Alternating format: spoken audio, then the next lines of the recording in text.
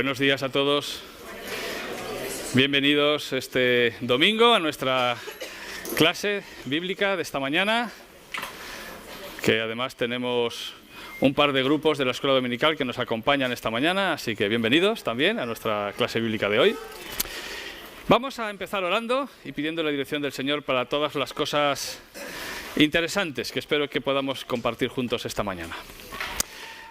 Padre, muchas gracias por la oportunidad que nos das de apartar este día para ti.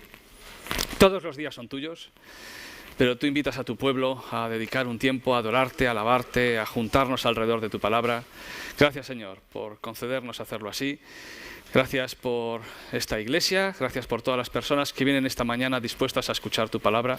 Que sea tu Espíritu el que toque nuestro corazón, aunque nos duela. Y que seamos capaces de saber qué es lo que tú nos propones para una vida que de verdad sea una vida que merece la pena. Nos ponemos en tus manos, nos ponemos bajo tu ley y tu gracia, en el nombre de Jesús. Amén.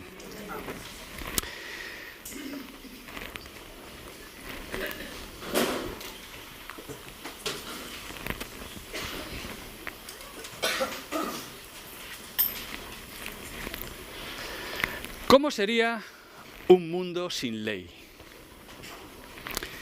¿Cómo sería un mundo en el cual desaparecieran las restricciones, las leyes, las normas que tantas veces nos molestan, nos incordian e incluso nos sancionan por hacer las cosas que no debemos?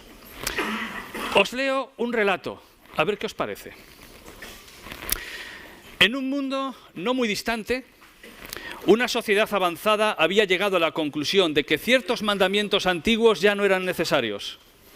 Entre ellos, los 3 mandamientos: no matarás, no cometerás adulterio y no hurtarás, eran considerados obsoletos por muchos. La sociedad creía que el avance de la tecnología, la educación y la ética moderna habían superado la necesidad de estas reglas morales aparentemente arcaicas. Al principio, la idea de vivir en una sociedad sin restricciones tan fundamentales generó euforia. La gente se sintió liberada de las ataduras morales y religiosas, y muchos pensaron que la sociedad sería más justa y equitativa sin estas prohibiciones. Sin embargo, las consecuencias comenzaron a manifestarse de manera inesperada. Pronto, la utopía se convirtió en distopía. Sin la regla de no matarás, las disputas se resolvían con violencia en lugar de con palabras. Los drones de seguridad, una vez programados para mantener la paz, se volvieron ineficaces ante la creciente ola de violencia. El adulterio, ahora permitido, causó estragos en las relaciones. La fidelidad y la confianza en las parejas se volvieron opcionales y las rupturas matrimoniales se multiplicaron. Las redes sociales se convirtieron en campos de batalla de celos y resentimiento. Las familias se desintegraron, dejando a los niños en un mundo de incertidumbre y dolor. La eliminación del mandamiento no hurtarás trajo consigo un aumento de la delincuencia. Sin la restricción moral de no robar, muchas personas se sintieron tentadas a tomar lo que quisieran sin temor a las consecuencias. El respeto por la propiedad ajena se desvaneció y el sistema económico se resintió a medida que el comercio y la inversión se volvieron más arriesgadas. A medida que estas consecuencias negativas se propagaron, la sociedad comenzó a cuestionar la decisión de abandonar esos mandamientos. Surgieron movimientos que abogaban por la reintroducción de principios éticos sólidos. Se reconocía que aunque la tecnología y la educación eran herramientas poderosas, la moralidad también desempeñaba un papel crucial en la construcción de una sociedad sana y equitativa. Finalmente, la sociedad se vio obligada a enfrentar las consecuencias de sus decisiones. Se inició un proceso para restaurar los mandamientos, reconociendo la importancia de principios éticos sólidos para la estabilidad y el bienestar colectivo. La lección aprendida fue clara. La moralidad, incluso en su forma más básica, sigue siendo un pilar esencial para la convivencia pacífica y la prosperidad de cualquier sociedad. No sé si os parece un relato inteligente. ¿Sabéis quién es su autor? Una inteligencia artificial. Bueno, en realidad 2. Con los prompts adecuados, ChatGPT y Copilot de Bing respondió a mi pregunta: ¿qué pasaría si una sociedad dejase de guardar estos 3 mandamientos? Y esta fue la respuesta de la inteligencia artificial. Mucho más inteligente que muchas sociedades que se creen que podemos saltarnos los mandamientos de Dios sin que pase absolutamente nada. Sin embargo, el libro de Proverbios nos recuerda que cuando la gente no acepta la dirección divina, se desenfrena. Pero el que obedece la ley es alegre. Proverbios 29, 18.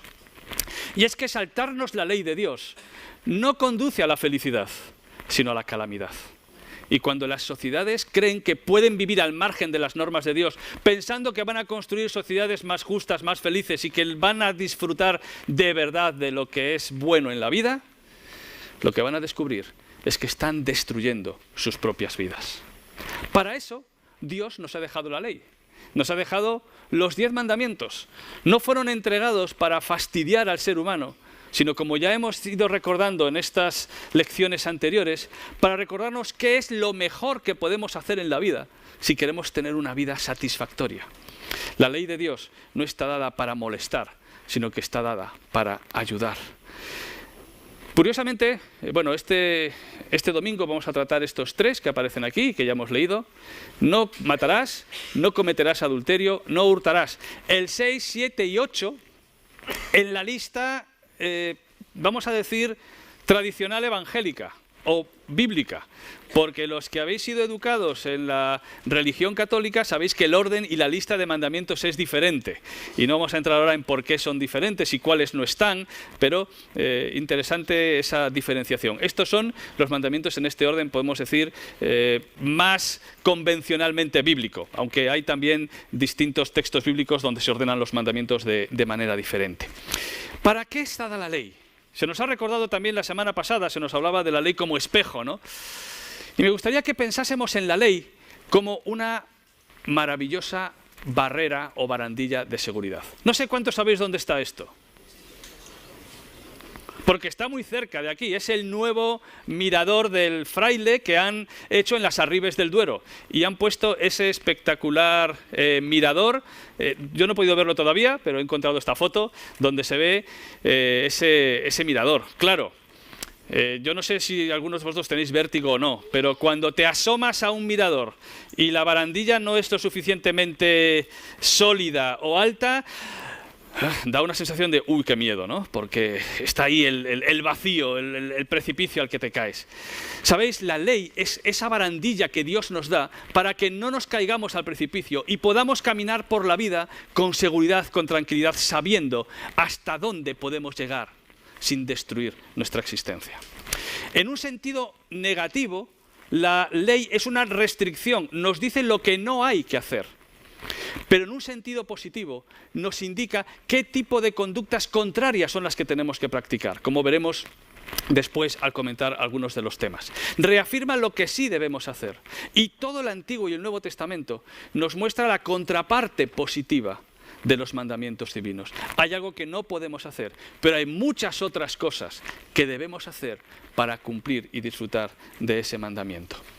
Y estos mandamientos son tan valiosos que hoy la sociedad necesita recuperar el valor y la importancia de los mandamientos. Y ahora os voy a pedir vuestra colaboración, de manera que podamos pensar en la relevancia actual de estos mandamientos. Os voy a entregar una hoja, una tabla, que trae 3 preguntas sobre uno de los mandamientos. Uno de estos 3. Así que todos vais a estar trabajando el conjunto de estos 3 mandamientos. Y la idea es que cada 3, 4 personas que estéis juntos en una fila, o si queréis daros la vuelta, o cada grupo, pues podáis pensar acerca de estas preguntas. Si alguien no tiene bolígrafo, que eso no sea una excusa, porque tenemos bolígrafos para... Por favor, devolvedlos, porque si no luego... para que podáis apuntar. Así que le voy a pedir a Rubén y a Emi que ellos... repartan cada 3, 4 personas, empezad uno por ese lado, otro por este, cada 3 o 4 personas una hojita. Si tienen bolígrafo, que luego lo pidan, que no se los queden todos ya de entrada. ¿Vale? Para este grupo. Vale. Antes de empezar, atendedme un minuto. Vamos a dedicar solamente 5 minutos a este tiempo de diálogo. Cada grupo tiene un bloque de preguntas en uno de los mandamientos, el sexto, el séptimo y el octavo. Y la idea es que esas preguntas, pues intentar responderlas de una manera sencilla y que alguien apunte los resultados, y luego os voy a pedir que algún grupo, no todos, pues compartáis a qué conclusiones habéis llegado. Así que en 5 minutos tenéis las hojas, respondéis a las preguntas. ¿Tenéis? Vamos allá. Muy bien. Vamos a ir progresivamente. Sí, podéis daros la vuelta, no os preocupéis por hacer ruido ahora para giraros. Luego en cada sección, pues alguien de los grupos, quien quiera, levanta la mano y si no levanta, a lo mejor le señalo yo, y que le lleven el micrófono para poder comentar lo que habéis concluido. Los mandamientos de Dios tienen muchas implicaciones en negativo, es decir, en el sentido de restricción, pero también en positivo, lo que promueven positivamente esos mandamientos. Y Pablo lo resume de una manera magistral e inspirada en Romanos 13:9. Fijaros lo que dice: no adulterarás, no matarás, no hurtarás, no dirás falso testimonio, no codiciarás, y cualquier otro mandamiento se resume en esta sentencia, en esta frase: amarás a tu prójimo como a ti mismo. Y fijaros lo que esto implica. Todos esos noes se cumplen con un sí. Todos esos noes se cumplen realizando una acción positiva hacia los demás, que es el amor. Vamos a pensar qué es lo que implica eso en cada uno de los 3 mandamientos que habéis podido considerar en los distintos grupos. Lo primero, el sexto mandamiento: no mates, no matarás. Está afirmando de una manera clara la dignidad de la vida humana. Y eso es algo que atraviesa toda la Escritura. Como seres creados a imagen de Dios, todo hombre, toda mujer, todo ser humano tiene un valor intrínseco que le es dado por el Creador. Como decía la Declaración de Independencia de los Estados Unidos, sostenemos como evidentes por sí mismas estas verdades, que todos los seres humanos, todos los hombres fueron creados libres e iguales. Y eso está basado en los principios creacionales. Muy bien, pensando en la dignidad de la vida humana y en esas preguntas de no matar, los que teníais no matarás, ¿qué conclusiones habéis llegado? No vamos a ir respondiendo pregunta por pregunta, pero de lo que habéis visto, ¿a qué conclusiones habéis llegado este grupo de no matar en cuanto a cómo se está practicando, qué maneras, qué excepciones se están aplicando, viviendo hoy en nuestra sociedad? ¿Cómo se trata hoy a este mandamiento? ¿Alguien que haya estado en el grupo del sexto mandamiento? Samuel, allá atrás. Espera por el micrófono, por favor. Pensamos que se cumple de una manera regular. Evidentemente, no todo el mundo matamos, pero hay mucha gente que sí lo hace. Vale. Hay sociedades en las que da la sensación que la vida humana no vale nada. Entonces, el hecho de poder matar pues está muy a la orden del día, por desgracia. Por odio, por ojo, venganza, el cumplimiento de la ley también. Y pensamos también que hay maneras en las que podemos matar sin matar, pues deseándole amor real. Vale. Muy bien, gracias. ¿Alguien más de este grupo que señale que de este sector del sexto mandamiento? Espera, José Luis, ¿micrófono? ¿Funciona o no funciona el micrófono? No funciona. Pues nada, José Luis, tú habla. Bueno, un poco incidir en lo que ya ha dicho Samuel, que desde luego no se cumple al 100%, pero de hecho que hay sociedades, países donde salir a la calle es un auténtico peligro para tu vida. Vale. Sí, en nuestro país eso no ocurre, pero es cierto que en otros países... Dale el micrófono, que sí que funciona. Gracias, Fernando. Sí, y hay excepciones en cuanto a quitar la vida, unas negativas y otras positivas. Negativas cuando, por ejemplo, en el aborto pues se quiere por comodidad que no nazca un ser. Pero otra es positiva porque cuando se ve en los casos excepcionales que puede peligrar la vida de la madre, pues en esos casos se puede justificar.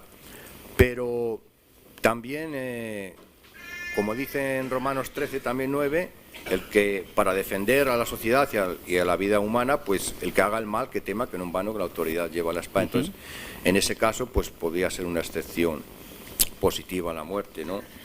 Y bueno, también pues como un poco de qué manera se puede matar a una persona, pues cuando la desprecias, la insultas, como dijo el Señor, que no habéis oído que se dijo a los antiguos, no matarás, pero os digo que aquel que llame raca o imbécil tonto a un hermano, ese ya ha pecado contra una agresión psicológica, también es pecar. Gracias, José Luis. La vida humana tiene una dignidad universalmente reconocida. De hecho, casi todas las sociedades entienden que matar está mal, aunque se haga en algunos casos. Lo que ocurre es que en el mundo en el que estamos, el valor de la vida humana viene a estar condicionado por las circunstancias. Ya no es un valor absoluto en sí mismo, sino que depende de las circunstancias, le das o no le das valor a la vida humana. Y vemos cómo el valor se lo pasa a dar la persona al prójimo, en vez de que el prójimo lo tenga por sí mismo de una manera intrínseca. Voy a poner algunos ejemplos. Hay personas, estadísticamente más hombres que mujeres, que consideran que tienen derecho sobre su cónyuge y en el caso de que las cosas no vayan como esperan, creen que tienen derecho al maltrato e incluso más allá. Y así tenemos en nuestra sociedad contemporánea la plaga de la violencia llamada de género, en la cual mueren hombres y especialmente mujeres como consecuencia de esa visión de la dignidad de la otra persona. Las guerras, en las cuales se justifica y ¿vale más la vida de un niño judío que la de un niño palestino? Y sin embargo vemos un debate acerca de las guerras en nuestra sociedad. Antiguamente, en la antigua Roma, el pater familias decidía sobre la vida y la muerte de la niña, especialmente, o del niño recién nacido. Y cuando el niño o niña nacían, lo traían al pater familias, que decidía si les venía bien o les venía mal tener ese niño nacido en este momento. Y si no le venía bien, la ley protegía al pater familias la decisión que tomase en cuanto a la vida de ese niño. Eso nos parece una barbaridad, ¿verdad? Pero si se hace solo unas semanas antes, o meses del nacimiento, ya no parece tanta barbaridad en la sociedad en la que estamos. Puedes decidir la conveniencia o no de que alguien viva, de que un niño viva o muera, en función de tu visión subjetiva del valor, de la oportunidad de esa persona. ¿O qué pasa con las discapacidades? Cuando alguien sabe que una persona viene con discapacidad, va a nacer con discapacidad. Hoy en día las personas con síndrome de Down han reducido drásticamente su número de nacimientos. ¿Pero sabéis por qué? No es porque ya no se produzcan gestaciones con síndrome de Down, sino porque no se les permite llegar a término a esas gestaciones.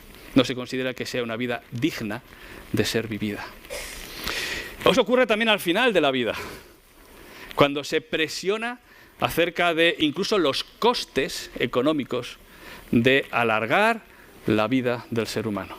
Pasamos a darle valor a la vida en función de nuestro valor subjetivo de si es digno, adecuada, conveniente.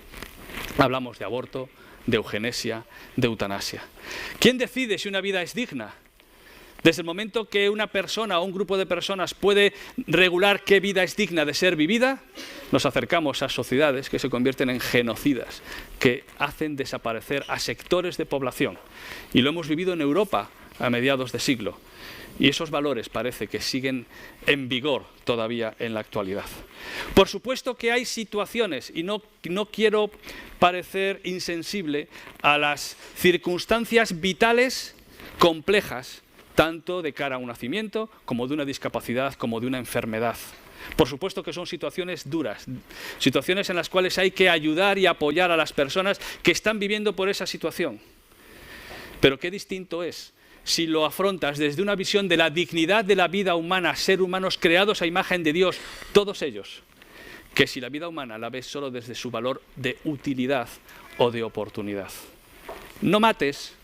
Hoy en nuestra sociedad se puede considerar como una norma fundamental y se ha desterrado la pena de muerte, por ejemplo, como sentido de progreso para evitar muertes injustas.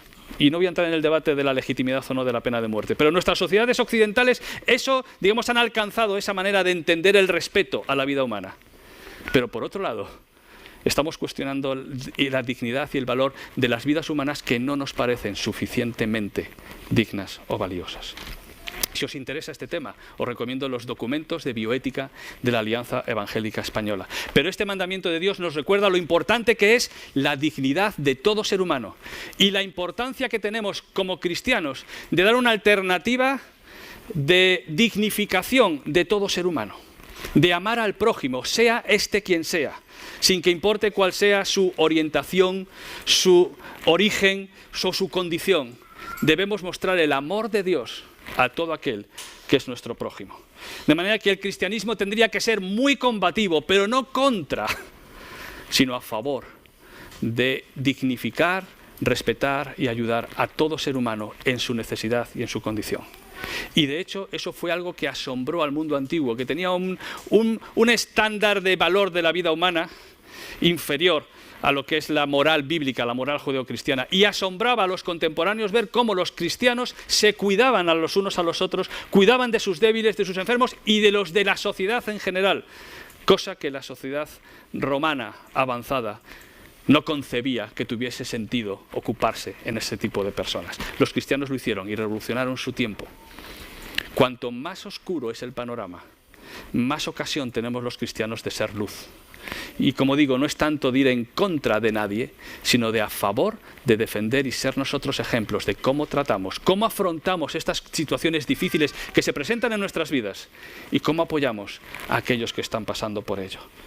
Los cristianos somos llamados a ser agentes de reconciliación, de buscar la paz, el encuentro, la concordia, el apoyo y la ayuda a todas las personas, como el mismo Jesús hizo. Y llama la atención cómo algunos sectores sociales, aparentemente vinculados a tradiciones cristianas, en cambio tienen visiones de rechazo al inmigrante, al extranjero, yendo en contra precisamente de los valores cristianos, de valores bíblicos, que llaman a aceptar, a ayudar a todo aquel que está a tu alcance hacerlo. No matar, muchas implicaciones, ¿verdad? Séptimo mandamiento, no cometerás adulterio. Os voy a compartir con vosotros algunas estadísticas, a ver qué os parecen. Estadísticas actuales. En cuanto a infidelidad, México, lo siento por los mexicanos que estéis aquí, pero es la que ha aparecido. México, el 90% de los hombres y el 70% de las mujeres reconocen haber sido infieles alguna vez en su matrimonio. En España la estadística está en el 43%, 42% hombres, 31% mujeres. La tasa de divorcio, 7 de cada 10 matrimonios en España terminan en divorcio. Y en muchos casos la causa tiene que ver con la estadística anterior. El acceso a la pornografía en España está en los 12 años. Pensad si conocéis a alguien de 12 años. La primera relación sexual completa en nuestra sociedad está en la media entre los 14 y 15 años de edad. Pensad si en vuestro entorno hay alguna persona con esa edad. Los delitos relacionados con agresiones sexuales los últimos 2 años han aumentado un 30% y cada vez van en aumento los grupales y los que tienen como participantes personas cada vez más jóvenes, incluso menores. Esa es la estadística del mundo y de España en la actualidad. Os pongo otra estadística de un grupo social concreto. Se le hicieron las siguientes preguntas. ¿A qué edad te encontraste con material pornográfico por primera vez? Y aquí tenéis las respuestas. Con menos de 9 años, el 12%. De 10 a 12, el 32%.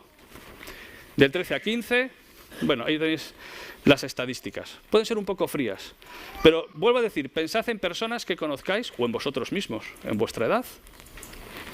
Y esta es la estadística. ¿Consumes pornografía? nunca un 22%. Esporádicamente, activo, una vez al mes, 7%. 3 veces por semana, todos los días, que es casi un cuarto, una vez por semana, 3 o todos los días. ¿Sabéis a qué grupo de población hace referencia esta estadística? A las iglesias evangélicas en España. Puedes encontrar la fuente en Protestante Digital. Claro que es un problema que afecta a la sociedad, pero nos afecta a nosotros, aquí. Porque es la realidad de la sociedad en la que estamos viviendo.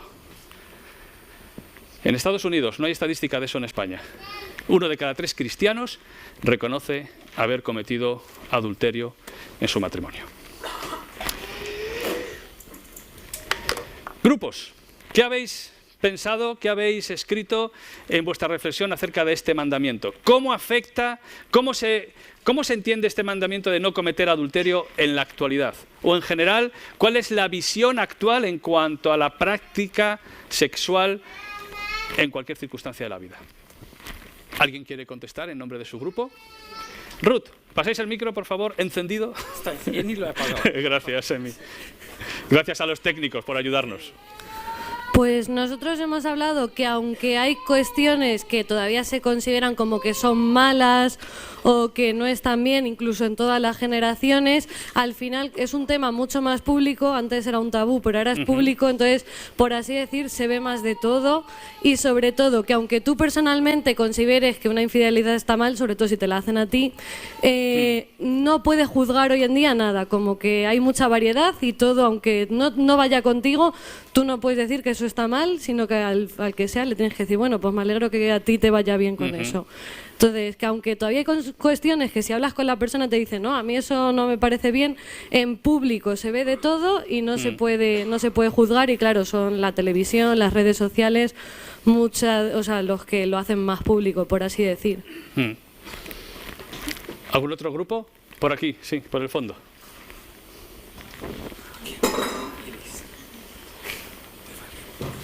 Dinos.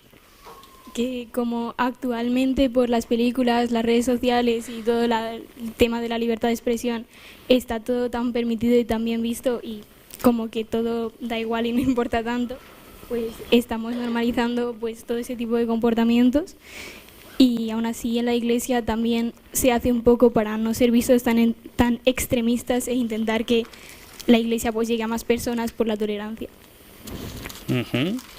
Interesante, gracias. ¿Alguien más que haya reflexionado sobre este tema y quiera compartirlo? Sí, Elvira. Sí. Bueno, sobre cómo ha cambiado un poco la manera de cómo se ven las relaciones sexuales, pues aquí estábamos compartiendo que ha cambiado porque ahora se ve como algo natural, como que no llama mucho la atención y que incluso en entornos sociales muy íntimos hasta se puede divulgar, no se puede compartir, como que ya no existe tanto ese pudor, no existe el concepto pudor ya, ¿no? Exactamente. Muchas gracias. ¿No habéis leído que el que los hizo al principio, hombre y mujer los hizo?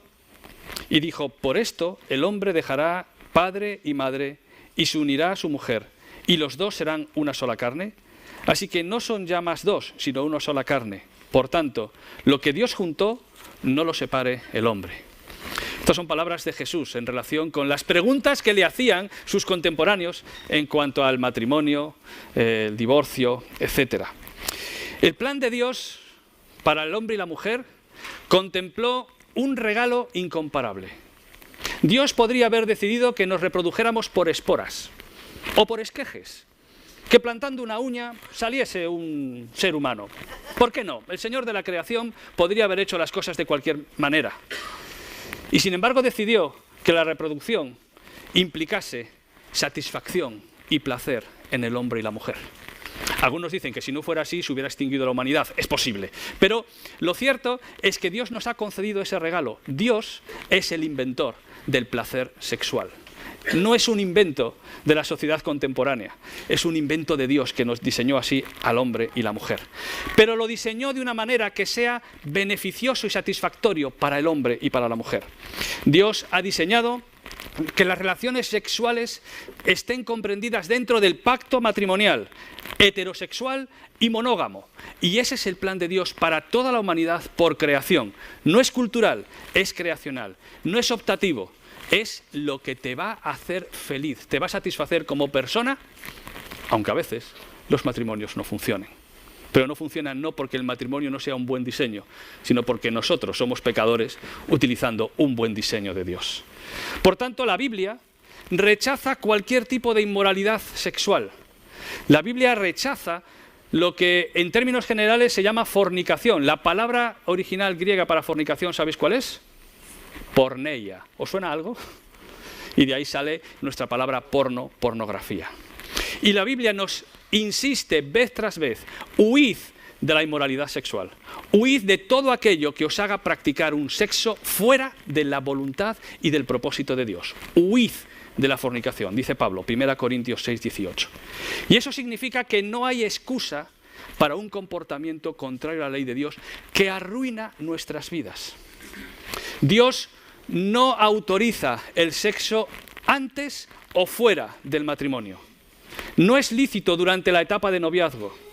No es el plan de Dios para tu vida tener sexo, tener prácticas sexuales con las personas que empiezas a salir, porque eso estará arruinando tu vida y tus relaciones.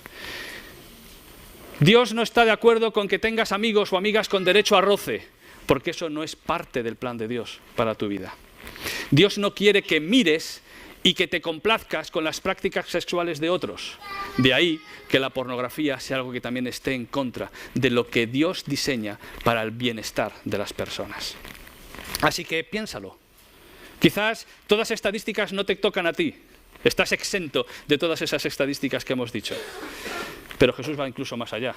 Va al corazón, a los deseos, a las intenciones que tienes. Todos estamos bajo el peligro de caer en este mandamiento. No cometerás adulterio. ¿Qué tipo de cine, qué tipo de series disfrutamos? ¿Qué tipo de lecturas? ¿Qué tipo de conductas consentimos en nuestras vidas? ¿O justificamos diciendo, bueno, es que la circunstancia, es que esta persona, es que en el fondo me quiere, es que... Mira, hay dos maneras de vivir. Puedes vivir creyendo que el diseñador de la vida sabe cómo funcionan las cosas, o puedes vivir pensando que tú eres más listo que Dios y que sabes mejor lo que te conviene. Eliges el camino de la vida o el camino de la destrucción, el camino que te hiere. Incluso como creyente, puedes haber nacido de nuevo y estar viviendo de una manera que está destruyendo tu vida, tu fe, tus relaciones con los demás. Dios ha creado un marco en el cual la exclusividad y fidelidad significa la protección del hombre, de la mujer y de los hijos. Y es el núcleo fundamental de la sociedad. Es el plan de Dios para todo ser humano. Y eso es lo que nos da verdadera libertad. Este mandamiento no está puesto para fastidiarnos el disfrute del sexo. Y os lo digo a los jóvenes, a los mayores, a los hombres, a las mujeres. Dios quiere que hombres y mujeres disfrutemos de la sexualidad que Él ha creado, pero para hacerlo reconozcamos cuál es el marco adecuado para hacerlo, y es el matrimonio. Y la Biblia promueve y exalta el disfrute sexual, tanto que a algunos al leer el libro de Cantares les cuesta tanto aceptar que eso lo dijera la Biblia que lo espiritualizaban. Y Cantares, aunque tenga aplicaciones espirituales, directamente está hablando de la belleza de la sexualidad entre un hombre y mujer en el matrimonio. Y Proverbios tiene un montón de versículos que nos hablan de disfruta de la mujer de tu juventud, disfruta con tu pareja, disfruta de las caricias mutuas, porque eso es el plan de Dios para el hombre y la mujer, pero hazlo como Dios te propone que lo hagas dentro del matrimonio. Somos llamados a ser luces en el mundo, a demostrar que hay un camino mejor y a educar en nuestras casas y contrarrestar la campaña machacona. Estamos rodeados de hipersexualización hasta para tomarse un yogur. ¿Por qué? Pues porque es un instinto humano primario y a aludir a ese instinto llama la atención, provoca deseo. y casi cualquier cosa se vende con un reclamo sexual. Nos están engañando, porque nos están queriendo destruir algo hermoso que Dios ha creado. Así que los cristianos deberíamos ser no los que somos mojigatos hacia el sexo. Uy, de eso no se habla. De eso se habla donde hay que hablarlo. Y se practica donde hay que practicarlo. Tercer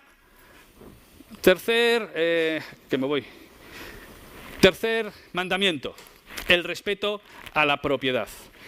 Y hay muchas maneras de robar que en nuestra sociedad no están tan mal vistas. No sé, ¿habéis llegado a alguna conclusión los que tenéis el grupo de no robar o no hurtarás? ¿Alguien quiere hablar en nombre de ese grupo? Solo un grupo. ¿Alguien del grupo no robar? Por ahí, sí. Un micrófono, por favor. ¿Qué conclusión habéis llegado acerca de cómo se ve y cómo se justifica el tema de robar en la actualidad?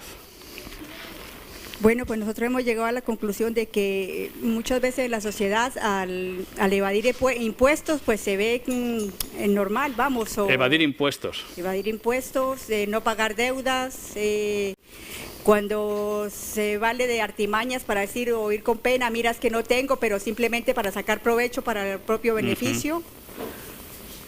Y vale. que se usan mucho las artimañas para Pero a eso no le llamamos robar, ¿no? Sí, robar ¿Sí? es robar. Sí. Y los ocupas también, que ocupan... Los ocupas también están robando. Claro, porque se meten a casas a ocupar algo que es de una propiedad ajena. Muy bien. Habría muchas maneras, ¿no?, en las que podemos ver que hoy se ve formas de robar. La Biblia habla del respeto a la propiedad y reconoce el derecho a la propiedad privada.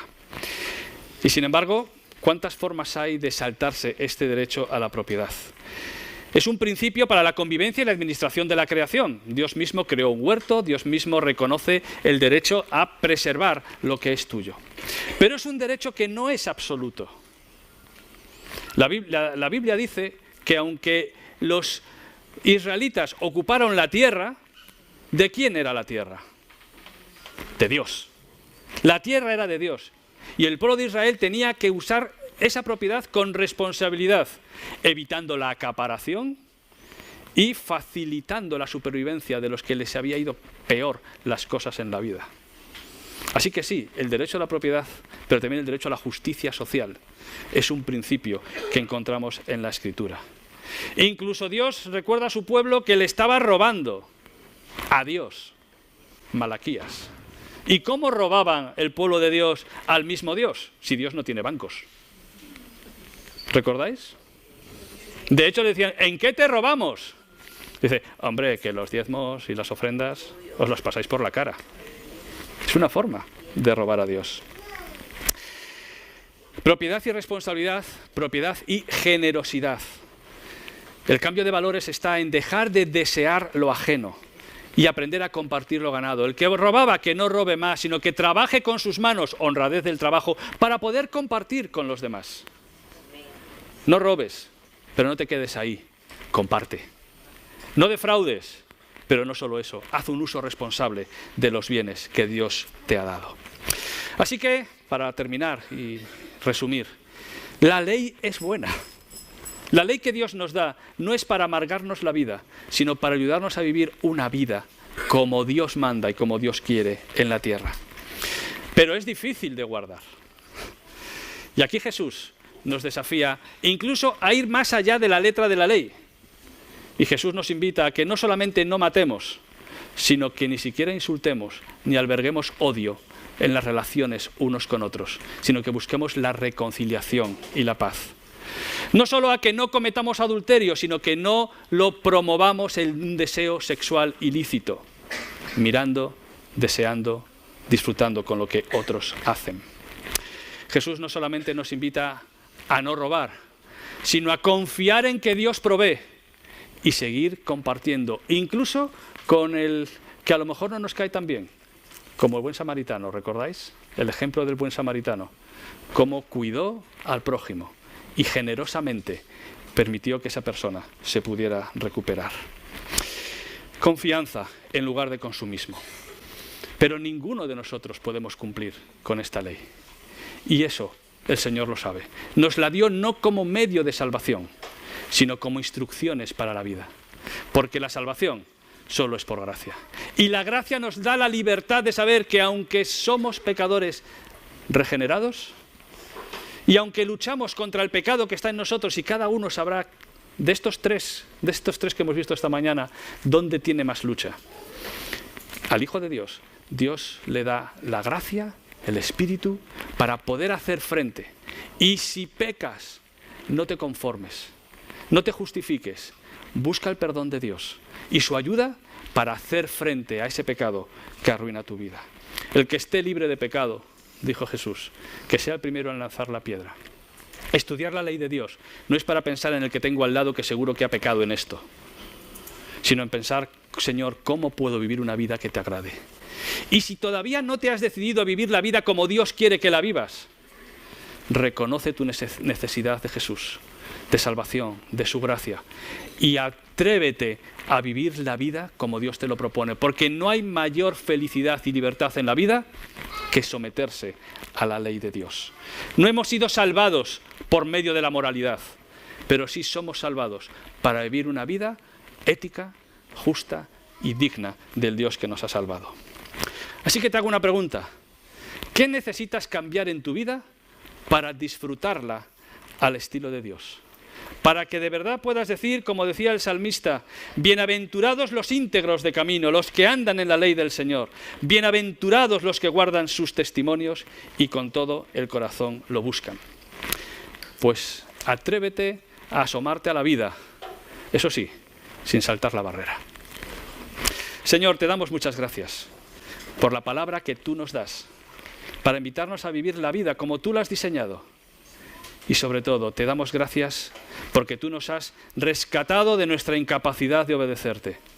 Por medio de Jesús, ayúdanos a vivir la vida como Jesús nos invita a hacerlo. En su nombre te lo pedimos. Amén.